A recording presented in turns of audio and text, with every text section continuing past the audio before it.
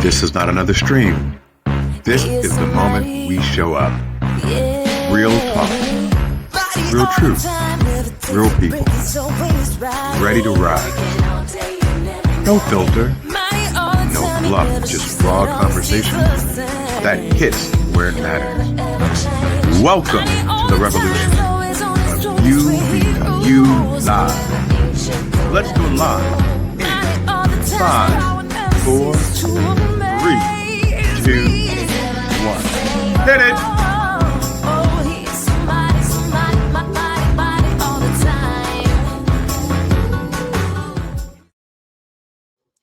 Hey everyone, welcome to UBU Live. My name is William Rochelle, but you can call me Bill. Thank you everyone for coming, listening, and being a part of my journey. I want everyone today take a second. Let's all just do a collective sigh. Take a breath. I have so much to talk about, but in reality, this is my thought of the day. And there's only supposed to be one, but I have 30. But I'm only going to do one, so don't get scared, y'all. But there's rising unemployment. The unemployment is affecting women more than any other demographic, and Black women especially. We have the Epstein files, and that's concerning because we're talking about young children that were groomed and abused. And we hear someone say, but Epstein's dead, so why are we still looking into this? There are other people that were in that with him. That is not where I want this to end. I think Miss Maxwell should receive some type of immunity. I think that there should be a gag order that prevents a pardon or anything else that would interfere with that,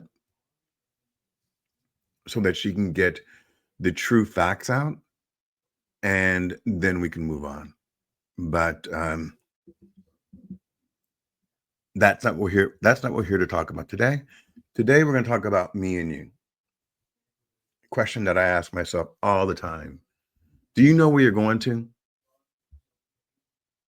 Wherever you are, whatever you're doing, pause and just ask yourself that one question. Do you know where you're headed? Do you know where you're going to? And it's a heavy question, I know. But if you're honest, most of us don't, not really. And how do you get to a destination if you don't know where you're going? We say we want more, but more what? More peace, more money, more love. But where are we actually headed? Are actions taking us in steps towards more peace, more money, more love? Let me paint a picture. And I hope this makes sense, because it makes sense to me. You're heading on the I-95 north. Cruise control on, music bumping, preferably Janet Jackson. But your goal when you set out on this journey was to go to Los Angeles. Now, you're moving fast. And the problem is that Los Angeles is west, and you're not even heading west. You're on a fast lane to New York, and you don't even realize that you passed your exit 5 states ago. You're moving fast, but in the wrong direction. And that's the dilemma many of us face in life. We're all doing all the things, working, posting, grinding, but without direction. All you're doing is burning gas.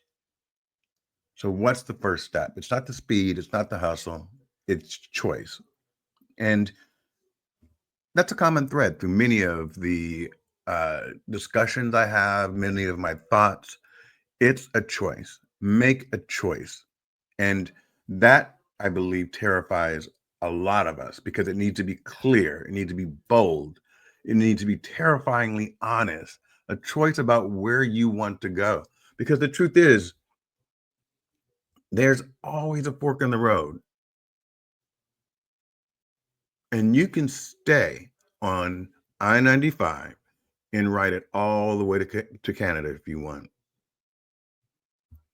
But if that's not your destination, if your soul is built for sunsets on the Pacific and not snowstorms in Quebec, why are you still heading north?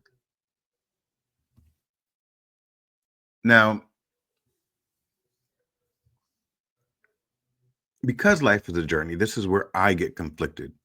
Because sometimes I wonder if we're going in the wrong direction, is that still divine guidance? Is that the universe trying to show us something else along the way, pushing us towards really our destiny? Maybe the detour is the lesson. Maybe the off ramp that we missed is the revelation. Think about that. I've always admired nomads and my daughter Amanda. She's gonna kill me. Um, they don't. They're people that don't need a map. They just move. They follow instinct. They follow spirit, and they follow energy. And sometimes they land exactly where they're supposed to be. They find community, opportunity, and even success, not because they planned every move, but because they moved with life. I'm so proud of her because at an early age, she said that she was going to make it. And in my heart, I heard that. I will never forget that. And I know that she is on the road she's supposed to be on. She's on the road she's supposed to be on. But that's not my story. That's not my story. See, I crave stability. And we can go through all my childhood traumas on some other day. But I crave stability. I like knowing where I'm going. I like having a destination, a plan, a reason. But at the same time, life has also taught me that you have to be able to pivot. So I do have a little bit of Amanda in me, where I'm like, okay, this isn't working. I'm heading in this direction. But I'm a man of a particular age. I'm a little bit slower on saying, let's pivot, let's pack up, let's go, um, than she is.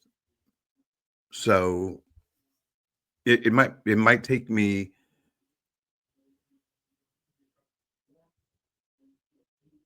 seconds to pivot, to make the pivot, to understand the pivot. But it might take me weeks to actually make sure I've ironed out all the details correctly. So there's the conflict. There's a conflict. That road you mapped out years ago might not no longer serve you. Sometimes God leans in and whispers, turn left now. And it's preventing you from heading in the wrong direction.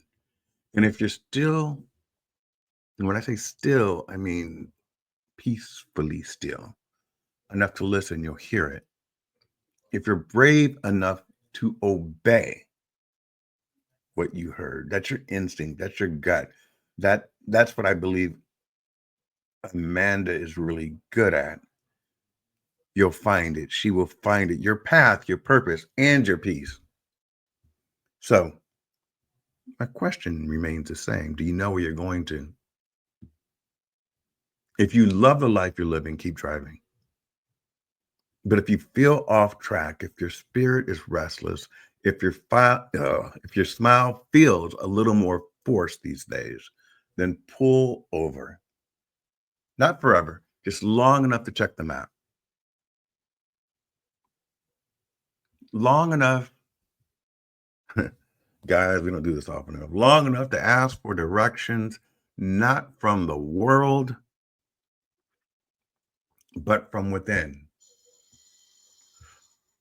Ask for directions, not from the world, but from within. Your soul knows where you're supposed to be.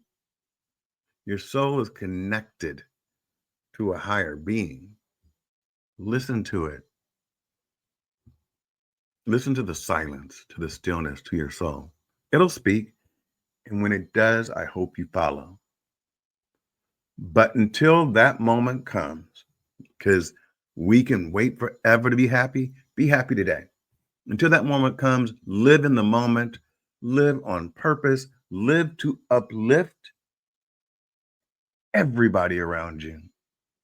Everybody.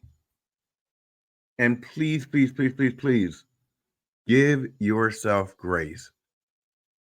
Most of us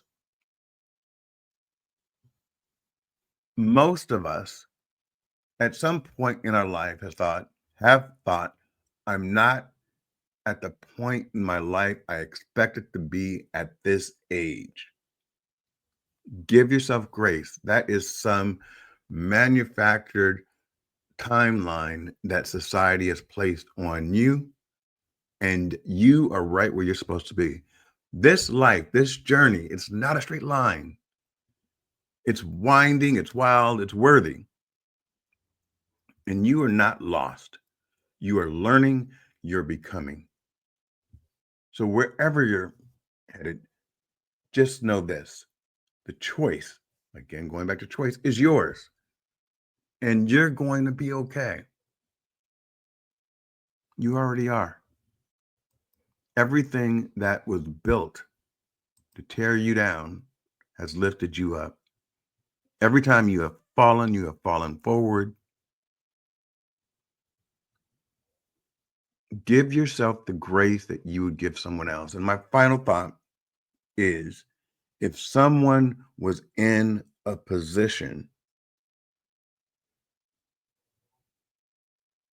that you may see yourself in now or have seen yourself in before, what advice would you give them? Because most of us speak nicer to our friends, to our family, even to strangers, than we speak to ourselves.